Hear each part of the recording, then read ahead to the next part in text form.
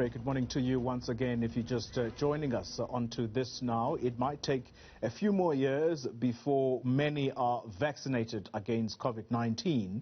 The government originally planned to vaccinate about 10,000 people a day, but so far government is only using the Johnson & Johnson vaccine single dose for health workers. Joining us now to give us a sense of where government should be in terms of vaccination is Professor Barry Schoub, chairperson of the Ministerial Advisory Committee on Vaccines. Prof, very good morning to you. So where are we in terms of the number of health workers who have been vaccinated? Yeah, thanks, Rory. As I did mention in a previous interview, the Ministerial Advisory Committee is not really directly involved in the rollout. So we really kind of indirectly get the feedback. And the healthcare worker program, of course, does move slowly because it is part of an implementation study. And it also depends on the doses of the Johnson & Johnson vaccine coming into the country. But the intention was to kind of do what's called the phase one, in other words, immunization of healthcare workers by the end of April. So there is more or less on track for that. But of course, there is a lot of anxiety in the general public, and one can understand that, to kind of accelerate the rate of vaccination to the general public as well. Yeah. But that will only come probably from May onwards. Yeah, it's interesting, Prof, that you touch on the month of April, because if we cast our minds back to December, that's when the Minister of Health, Dr. Zweli Mkhize, said that vaccines will come into the country in the second quarter of 2021. And it would seem that government has indeed stuck to that script, even though what happened in between has somewhat been a pacifier to the general public. Would you agree with my sentiments there? Well, more or less, but I'm not sure about a pacifier. You know, I think that our kind of initial highest priority was to get the healthcare workers immunized for two reasons. One is the obvious one, that they are vulnerable, and second of all is that they are responsible for, in fact, looking after our health. So we can't really have a large number of healthcare workers going off ill. So that was always, and I think universally throughout the world, the kind of top priority. And that's where we are at the moment. Therefore, Prof, if we do agree that government has somewhat stuck to its script of only bringing in the vaccines in the second quarter of 2021, the slow pace, therefore, to vaccinate people, it is, in a way, going to lead us straight into the third wave. It's unavoidable. Would you agree? I do. I think that the third wave, of course, is unavoidable. It will come about. But, you know, Zoli, I think we need to kind of really kind of look at the kind of reality. And even once the vaccine is rolled out, even when it's fully rolled out, we only need to look at countries in Europe and we kind of see how they're quite advanced in terms of the vaccine rollout, but they're on severe lockdown now, on the highest level of lockdown. Look at countries like France and Germany and United Kingdom and so on.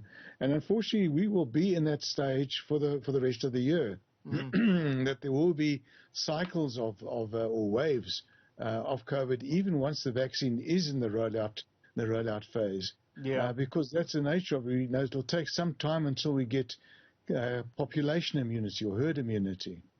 And that is the next big discussion that I want to have with you, Prof. But before we get there, is it not time for government to decentralize the procurement of these vaccines, Prof? And I have in mind medical schemes that could potentially bring these vaccines much sooner. Why is it that there is this resistance to want government to be the only one that is procuring these vaccines? Sooner or later, medical aid companies are going to start complaining, surely. Yeah, look, I think you're absolutely correct in terms of, you know, what would be the most efficient. But I'm not sure if it comes from the government or if it comes from the vaccine manufacturer. I know vaccine manufacturers throughout the world only sell vaccines to government. They don't sell to private entities for the obvious, well, two obvious reasons. The one obvious reason, of course, in terms of bulk, in terms of the amount of vaccines, they can't really sell relatively small. They have to sell vaccines in the millions of doses. And that's really the only kind of customer for that are governments throughout the world, in fact. And then also one has to come some kind of equity. It would be the vaccine would be in a difficult situation if some private entities get preference over governments. One does need to have some kind of vaccine equity in terms of its distribution. So I think these are really two reasons why it is centralized, as I say, throughout the world via governments. Yeah. Prof, fellow scientists in your field, they're quite frustrated about what they see as a lack of transparency when it comes to these vaccines getting to the country.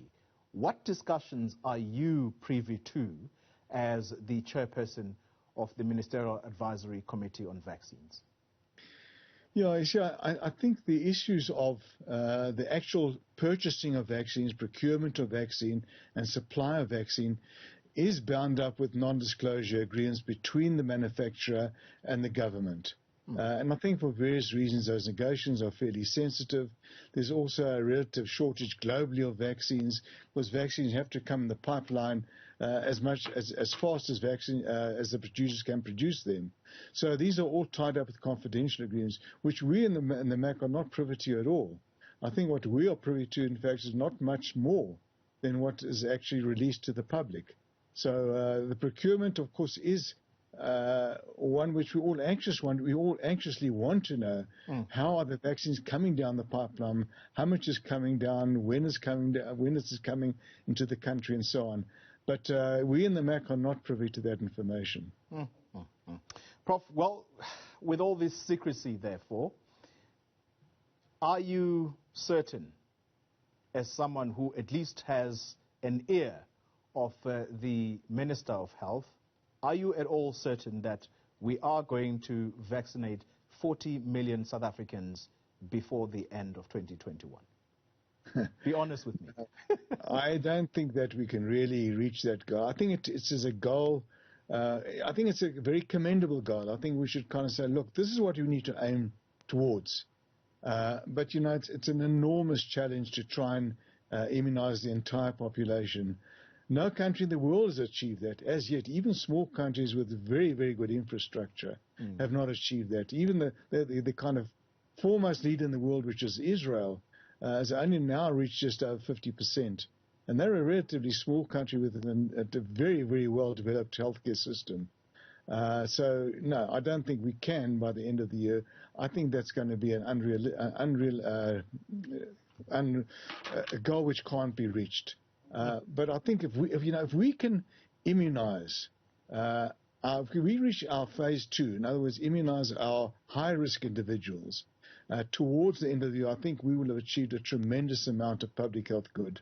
And I think that's really, what we really need to aim for.